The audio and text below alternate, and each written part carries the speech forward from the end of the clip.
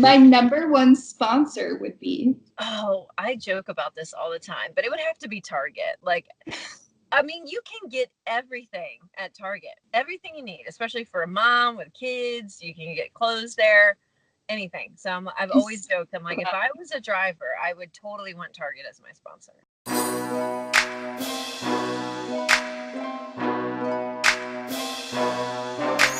Hey everybody, Amanda Smith here with Fox Sports' Kaitlyn Vincie. I am literally so happy right now because I keep up with you on social media, but I have not seen you in live time since I left Charlotte, so my face hurts. I know. It seems like it's been a really long time. I remember when you were our intern, you did such a good job for us. Thank you. For those who don't know, I did an internship at Fox Sports 1 on a show called NASCAR Race Hub where Kaitlyn is a reporter. But since then, you've done hosting, you've worked in Supercross. What has it been like for you working in these new roles? It was a really busy couple 2 years, honestly. When they added Supercross kind of to the schedule for me, I didn't know much about that sport, honestly. I mean, I knew who like Ryan Dungey was and people like that, but I had to pretty much learn it from the ground up. But I ended up falling in love with that sport. It's so awesome. The people are great. Just everything about it was just something new and different, I think, because I've been covering NASCAR for 7 years and I love NASCAR. It will always be my first love. But doing some of the Supercross, I think, was just kind of a refreshing change. And it's all in the motorsports family, so some of it is pretty similar. But it's a very different environment in that particular sport. It's a lot of young people. The cities that you go to are big cities. You're staying in like the heart of downtown. And it was just a great group of people on the production side that I got to work with at Fox. So that was good. The hosting was good this year. I got to do about a month of that actually for Race Hub with Shannon and Adam. So the two of them are great. They always make you feel very welcome. And it was fun to just kind of step into that role since I've always been on the reporter side. Well, I remember you used to let me pretty much follow you around, which was like a dream for me. But whether you were doing an interview or a report, I remember I would always watch you and seriously just admire how confident you were in the way that you stood, in the way that you spoke. How have you been able to build up that sort of security in your own ability that maybe wasn't there at the beginning of your career? It definitely was not there in the beginning. I had done local racing coverage for 2 years before I came on at what was then Speed Channel and now has become Fox Sports 1. It's definitely something that you kind of cultivate over time. I mean, I was very fortunate that Fox gave me a ton of reps. At one point, they just kind of were like, all right, you're in the deal. We're going to give you a ton of opportunities, repetitions. And that's all it takes, is just over and over. You kind of get a little bit more at ease each time that you do it. But there are still moments that I have nerves. I mean, in Homestead, Miami, for the final truck race of the year, they had asked me to do the championship presentation on stage and do the interview, with the champion and the team owner or whatever. And it was a new thing for me. I hadn't gotten to do that yet. And I really did feel some nerves before I went out to do that. Because it's just, anytime I'm doing something a little different than what I'm accustomed to doing, I think it's pretty natural to feel a little bit nerves. I would say it would be odd if you didn't. But just kind of doing things at the race shops and reports at the track, from the garage.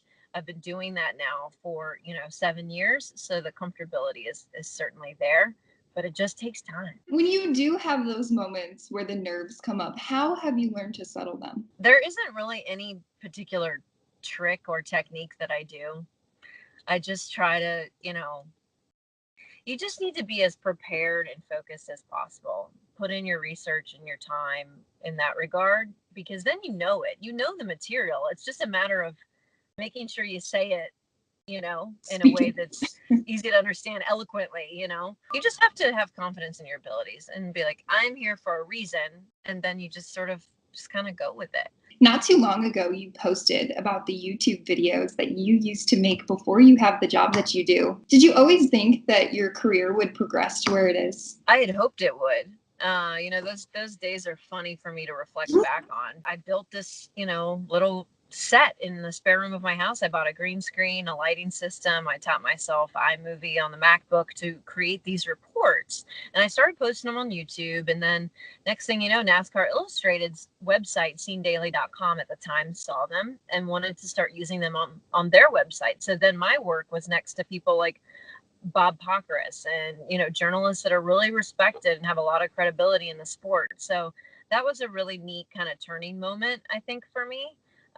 Once that happened, it just sort of elevated everything to another level. But yeah, at the time I was just like this creepy, kid filming NASCAR reports in her basement or whatever. That's not creepy. It's smart. Yeah, it is smart. And I think too, in this day and age, really utilizing the digital space and YouTube and social media, that's a particular platform and an outlet that wasn't available really to people 15 years ago the way it is now. Mm-hmm. And you can seriously create your own opportunities. I mean, you've created your own show. That's what you have to do. Okay, we're going to play a quick game. So, fill in the blank. The fastest I've ever driven is? Oh boy, 120. Oh my gosh, I was literally not expecting that answer. It was for a driving school thing, the Richard Petty driving school, which that was like the slowest of the group. So it's totally not impressive. I want to say like, oh, I've maybe gone over 100 on accident, but that was not for driving school. So right. My dream ride is? Oh, a Ferrari. Ball out. If I had my own race car, it would have?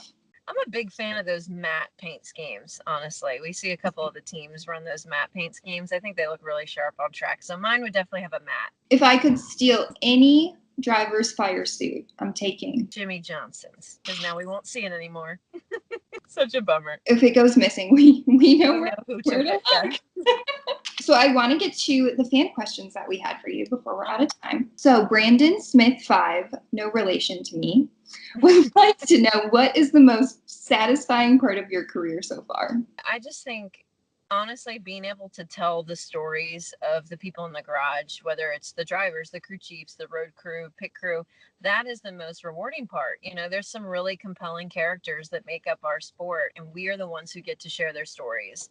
And also the Women in Wheels segment is something that I take a lot of pride in. Mm-hmm. It's really kind of grown into this entity of its own in some regards. And I love profiling some of the talented females that work in the sport. There isn't a lot of them, but it's growing. And I would say that's probably one of the more rewarding aspects for sure. So speaking of just motorsports in general, JM Bus 94 says, what is something people wouldn't know about them? Honestly, I have never had a bad experience like with any of the drivers. They're all, I feel like, kind, agreeable people to the media.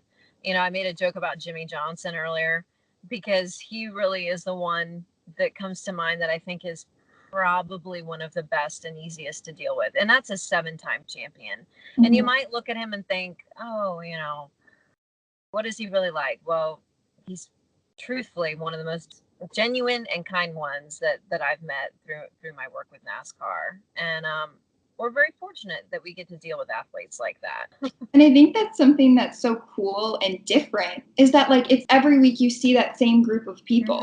Mm-hmm. There's not multiple like, oh, when am I going to see you again? So you get to know them, I feel like, a little bit better. You really do. And I feel like a lot of that kind of came full circle for me once I had a child, because people always say that it's a family sport. It's a family sport. Well, I didn't have a family yet. And then once I got pregnant, it was amazing how many people kind of came out of the woodworks and sent us gifts and just checked in on us and wanted to help us. And my husband and I were going through a crazy point because he was still in Colorado and we were going back and forth, and it was nuts. But I learned that the people in the sport, they're very, they take care of their own.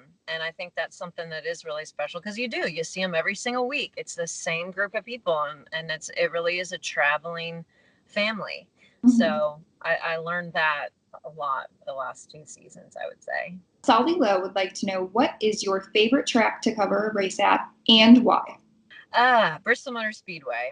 And people ask me that a lot, and I just think there's something totally special and electric about going into Bristol Motor Speedway. The night races there, the truck race that we have there, It's incredible facility. It really is. They call it the last great Coliseum, and it pretty damn well looks like it. And the racing there is always so good. Short tracks, you can't go wrong with short track racing and under the lights. Like it's a really special place. And if people have an opportunity to get out to Tennessee and see that one, they should. All right, Sally. Yep, a road trip coming up for you. NM Photography says, how old were you when you decided this career was for you? Well, there's home videos of me at like 12 years old doing the news. So I think I had some sort of an affinity for broadcast at a really, really young age. But it was when I was in high school is when I kind of set that path of doing sports journalism, because I wrote for our school paper in high school and stuff like that. That was like my early kind of experience, I guess, with journalism. So yeah, I would say high school on, I pretty much knew. Okay, Tav would like to know, who has been your role model / biggest influence in this field? I mean, I would definitely say some of the ladies who've done Pit Road, Jamie Little, Krista Voda. I mean, Shannon Spake as well. She used to do Pit Road for a number of years at the ESPN. Any of those women, I think, helped shape my career. I really looked to them, and I still do today, even though I work alongside two of them. For advice and just help in navigating the world of NASCAR broadcast. Very fortunate too that those women are always very receptive and willing to help and give advice. And I think they're some of the best ones to learn from, honestly. Final question. The Wild Thing 51 would like to know, how many races will you be reporting at next year? I don't know yet the exact number. It's never like it's a set number, if that makes sense. It just kind of, as the season goes on, things sort of evolve in the plan. But we'll see you. Oh, yes. I will be there. Yes. I will be there. Be there. No worries, Wild Thing. Kaitlyn will be there. Thank you so much for doing this with me. I'm so glad that you reached out. Anytime you need anything, you let me know. You my girl. Yeah, you're mine. You're doing us proud. Us Fox Sports folk proud. Okay, guys. For Kaitlyn, Vincie, I'm Amanda Smith. We'll see you next time.